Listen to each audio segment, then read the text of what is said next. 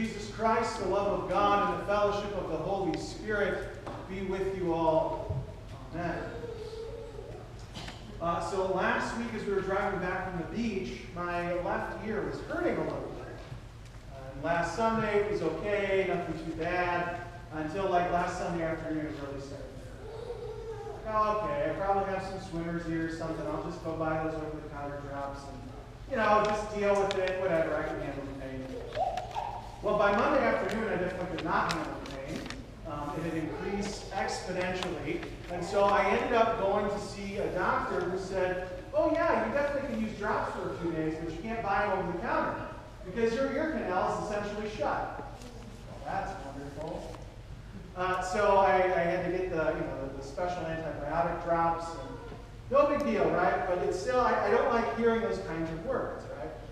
Now, certainly there are many people who hear worse words from a doctor than your ear canal is shut, but it's still not fun, right? I would rather not be challenged in that way. I'd rather not have a doctor tell me something is wrong and I need medicine, which is how I am. Because words can challenge us. And it wasn't just that sort of event that got me thinking about how words can challenge us. I was talking with a friend last week about the closure of Concordia College in Selma, Alabama. Now, Concordia College is one of the universities, it was one of the universities that are a part of our Lutheran Church Missouri Synod, and it was closed last year under some interesting circumstances. But I was talking to my friend about it, and he had a question, and I didn't have the answer, so I went and found a dissertation that hadn't been published to sort of get the fuller understanding of the whole thing. And this dissertation wasn't just about Concordia College in Alabama. It was about how Lutherans from about 1880 started doing mission work among black people. And what I was astounded to find was how much racism is in our past. And this is what the dissertation really brought out. And I don't just mean like, fun little funny stories. No. I mean like institutional systemic racism, to the point where, black students were not allowed at our preparatory schools or our colleges or our seminaries even until the 50s. Right? That it wasn't until we were kind of forced to integrate that we started to. About how there were black people were not allowed in what's called the Walther League, Black Youth, which was this sort of big youth group thing that happened all across the country. At least a precursor to it, a leadership development thing. Black youth weren't allowed to be part of it. The systemic kind of racism that's part of our past that I really didn't know about. It challenged me in some pretty big ways, right? Because words can do that. Words can challenge us, how we think about ourselves, with the words from a doctor, right? That you can't do what you think you can do anymore. Or whether they're words that sort of challenge our preconception or our conception of things. Right? Thinking about how you think things are actually one way and actually they're completely different. Words can challenge us even today as we think about what it means to be a Christian in America. When so much of Christianity these days seems to be that cultural kind of Christianity where, yeah, we go to church on Christmas and Easter because that's what we grew up doing, but we don't do a whole lot in between. And while some of cultural Christianity seems to be waning, I'm sure it's still there in spades if you look for it. Words can challenge us in many different ways all over the place. And that's true especially of our Old Testament and our gospel texts this morning, which, I'm just going to go ahead and say this now, the gospel does not predominate in these two texts. And if you're looking for me to kind of shoehorn the gospel in, you better just keep looking, because I can't do it. These texts are hard to deal with. So the Old Testament text, right? Jeremiah is given these words from God to speak to the people of Israel about how, hey guys, you think everything's okay because you're trusting in the temple, which means you think because you're going through the motions that everything's going to be just fine. Well, God's got another word for you. Because these people had a religion problem. They thought they could get away with whatever they wanted. They thought they could oppress the sojourner in their midst. They could ignore the fatherless and the widow. They thought that they could just kind of go after whatever gods they wanted and it would all be okay because they got the temple sacrifices going. Because they've got everything kind of squared away in their own religious bubble, and as long as we keep going through the motions, things will be just fine. And through the prophet Jeremiah, God shatters that illusion. No, people, it's not that simple. You need to repent of those problematic things, those problematic behaviors that deny your identity as my people. And you need to return to me, and if you don't, I will shatter even this temple that you are trusting in. They're hard words to hear. Right? Because the temple is referred to as what in the end of that text? A den of robbers. Now, that phrase appears also in our gospel text. Jesus uses it, right? My house is supposed to be a house of prayer for all nations, but you have turned it into a den of robbers. And he's talking to these money changers who are ripping people off, right? They're corrupting the sacrificial system in some very gross ways. And so Jesus cleanses the temple. Right? He calls them out for what they're doing. And this is on the heels of some other hard words that started our gospel text, where Jesus looks at everyone and says, if you only knew, if you could only see the things that make for peace, if you were only aware on the day of your visitation, meaning if you only understood who I was, then the bad things I'm talking about, they wouldn't befall you. And the bad things he's talking about, that these people are going to be barricaded in, that the stones are going to fall on them and on their children, well, we know this happened in 70 A.D. It's called the fall of Jerusalem.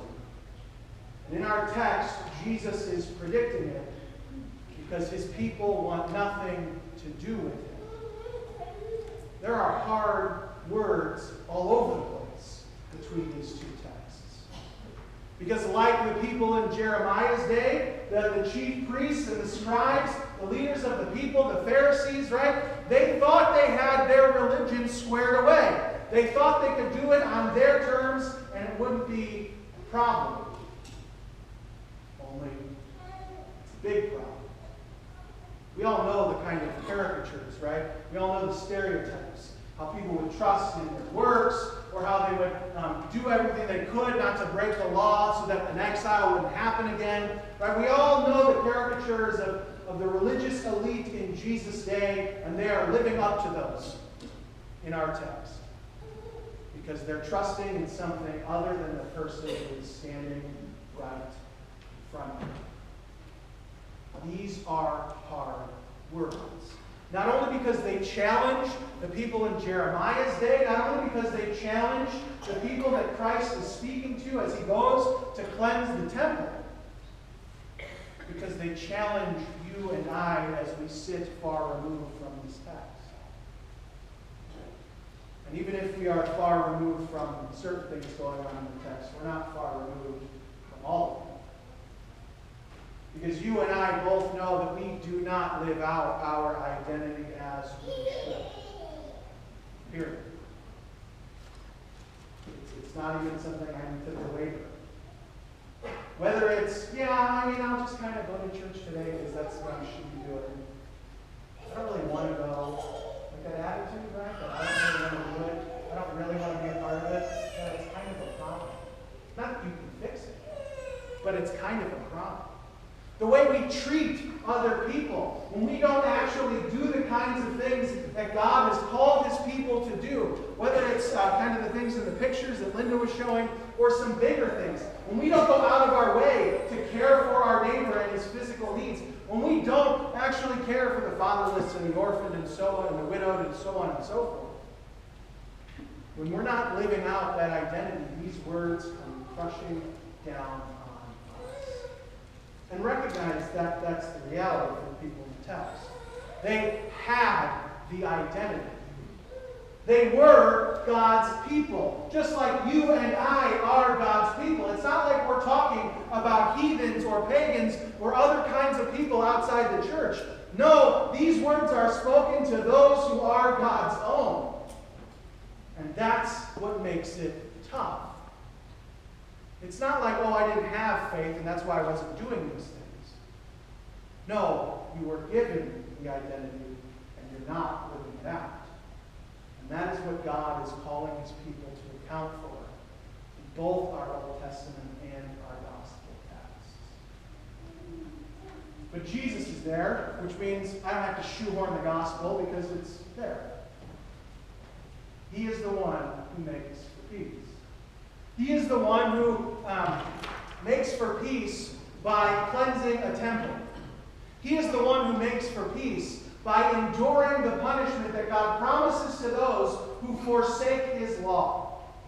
That Christ is the one who makes for peace because he is the one who takes on himself the sins that you and I commit, and he carries them to a cross, and he is nailed there with them. He dies, and he rises again, making peace between us and God, and us and each other. That's what it means. What his death is about restoring the situation. And the situation, my friends, is a difficult one, day in and day out. You have been baptized. You have heard the gospel. You have fed on the very body and blood of Christ, which means the warning in these texts are a warning for you, too, and for me. Paul puts it a bit of a different way, right? He says, shall we go on sinning that grace may abound? By no means. Or he says, don't make a shipwreck of your faith. The warnings are there. And I don't mean, you better watch out because God's going to snatch your faith away. That's not how it works. But there is a subtle yet deadly difference between thinking, I've been baptized, so I can go do whatever I want.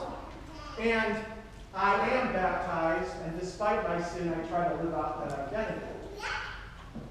There's a difference between those two statements. And the difference, like I said, can be deadly. It's when we stop wrestling with that reality that it's a problem. It's when we stop caring and start saying to ourselves, like the people in Jeremiah's day, I've got the temple, I've got the temple, I've got the temple. And go off and do my thing. My name's on a membership roll at Redeemer. I'll be in the world. That's the problem I have. That's where you should start to work. And that's where we as a community also have to have some discussions as a congregation. Because this is not just about individuals. This is about how groups responded. How the whole nation of Israel responded to God. And the whole nation of Israel was eventually carried off into exile. See, we as a congregation have to have discussions about how we live out our identity. About how we care for people and give space for people to learn who they are. I'm not saying I have the answers to those questions, but there's certainly questions we need to ask and discussions we need to have. But the reality is, I cannot take the sting out of these words. I cannot make the feeling of, this is a little difficult, go away. I can point you to Christ, who, God does not demand anything from you that he does not give you already in Christ. You and I may not be able to live out our identity perfectly, but Christ has obtained righteousness for you and I, which he gives to you and I through water and word and bread and wine.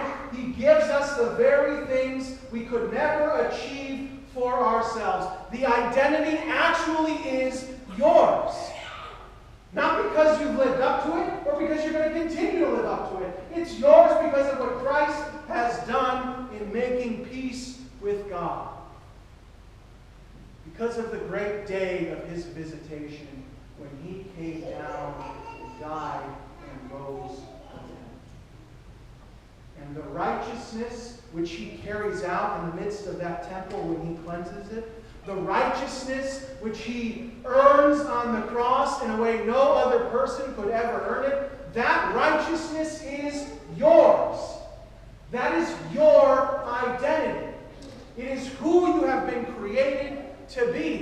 means we do go out of our way to help people. It means we do take every opportunity to share the love of God with one another, whether that's by expressing the gospel or by meeting a felt need. It's who we are.